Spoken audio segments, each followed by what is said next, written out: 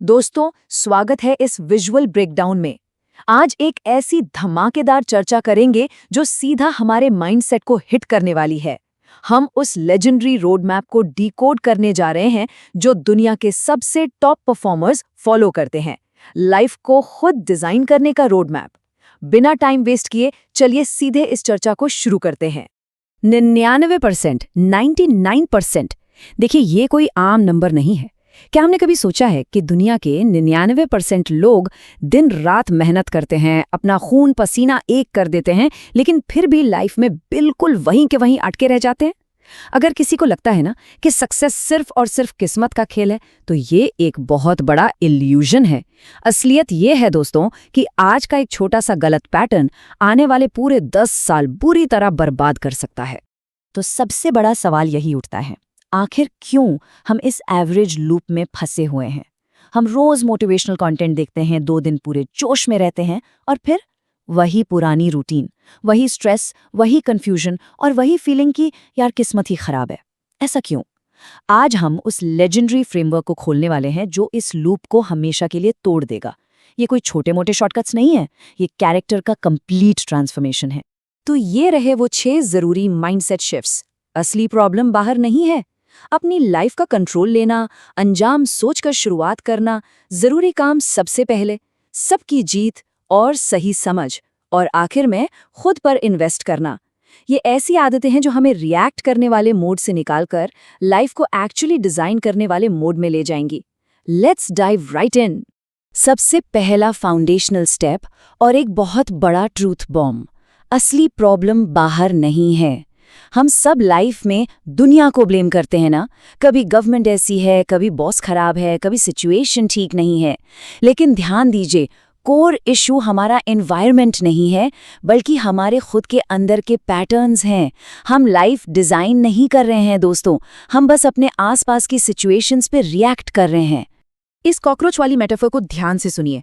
Imagine कीजिए, एक restaurant में एक कॉकरोच उड़ता हुआ आता है और एक लेडी पर गिरता है।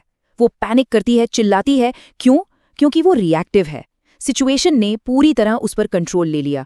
लेकिन वही कॉकरोच जब उड़कर एक वेटर पर गिरता है तो वो वेटर शांति से उस सिचुएशन को देखता है, एकदम काम रहता है और आराम से कॉकरोच को बाहर फेंक देता है। वेटर प्रोएक्टिव है। फर्क सिचुएशन का था ही नहीं, फर्क रिस्पॉन्स का था। एवरेज लोग हालात को ब्लेम करते हैं, जबकि इफेक्टिव लोग काम रहकर हालात को कंट्रोल करते हैं।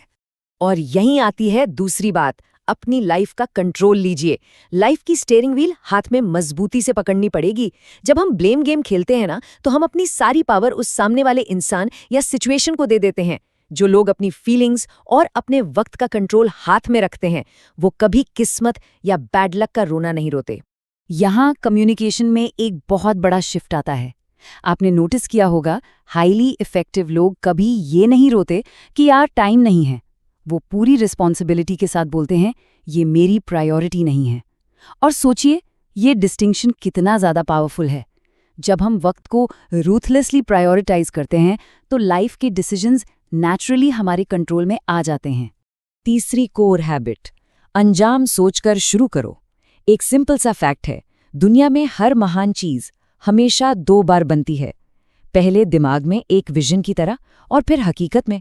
जैसे एक बिल्डिंग बनने से पहले उसका मैप बनना जरूरी है, वैसे ही हमारी लाइफ का ब्लूप्रिंट हमारे दिमाग में एकदम क्लियर होना चाहिए। बिना मंजिल जाने सफर शुरू करेंगे तो भटक ही जाएंगे ना। अभी जरा 2 सेकंड के लिए रुकिए। इस हैवी रियलिटी चेक को सच में महसूस कीजिए। इमेजिन कीजिए कि हम अपने ही फ्यूनरल में, अपने अंतिम संस्कार में खड़े हैं। लोग वहां हमारे बारे में क्या बोल रहे हैं? क्या वो सिर्फ ये बोलेंगे कि इस इंसान ने जिंदगी भर बस पैसे कमाए, या वो हमारे कैरेक्टर, हमारे असूलों और हमारी मदद करने की आदत को याद करेंगे? अगर आज हमारा आखिरी दिन होता, तो क्या हम सच में वही काम कर रहे होते जो अभी इस वक्त कर रहे हैं?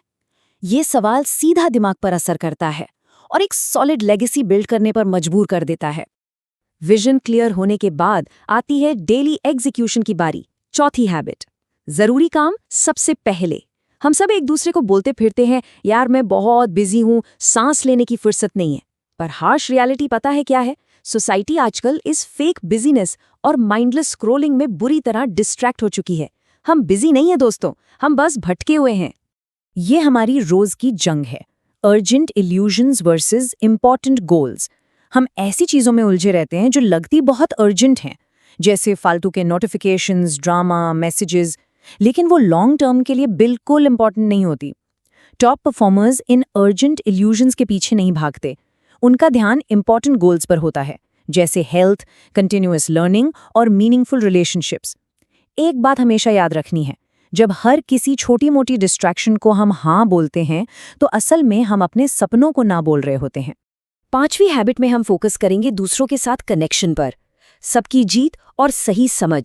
ज्यादातर लोग ना स्कैर्सिटी मेंटालिटी यानी इस डर में जीते हैं कि अगर कोई दूसरा जीत गया तो मैं ऑटोमेटिकली हार जाऊंगा। इस मेंटालिटी को पूरी तरह से क्रश करना पड़ेगा। अबंडेंस मेंटालिटी लाइए। दुनिया में सबकी सक्सेस के लिए बहुत जगह है।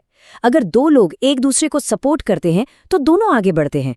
कंपटीशन छोड़िए, मिलकर काम करने से ही म्यूचुअल सक्सेस आती है। रिलेशनशिप्स को बर्बाद करने वाली एक बहुत कॉमन गलती को इस अजीब सी कहानी से समझते हैं। सोचिए, एक डॉक्टर बिना मरीज का चेकअप किए अपनी आंख से चश्मा उतारकर उसे पहना दे और बोले, मुझे तो इससे एकदम साफ दिखता है, तुम भी पहन लो। क्या कोई पागल ही होगा जो वो चश्मा पहनेगा? बिल्कुल नहीं।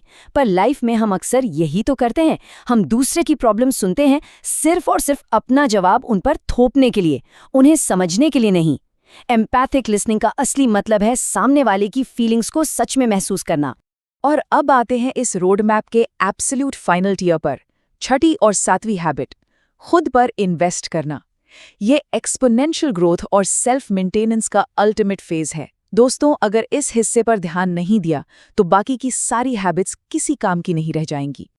यहाँ आता है सिनर्जी का कॉन्सेप्ट, जो कहता है कि एक और एक मिलकर 2 नहीं बल्कि सीधा 11 बन सकते हैं।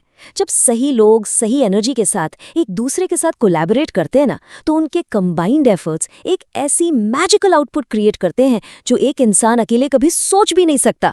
जो फल अकेले नहीं तोड़े जा सकते, वो 2 लोग मिलकर बहुत आसानी से तोड़ सकते हैं।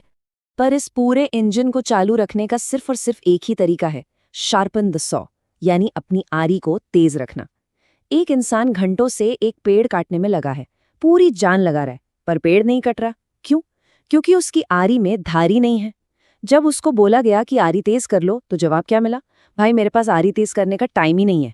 क्या हम भी खुद को यही बहाना दे रहे हैं? क्या खुद की एक्सरसाइज, रीडिंग या मेडिटेशन के लिए दिन के 15 मिनट भी नहीं है हमारे पास? याद रखना, हमारा सबसे बड़ा एसेट हम खुद हैं। तो दोस्तों, अब सीधी सच्चाई पर आते हैं। टाइम किसी के लिए नहीं रुकता।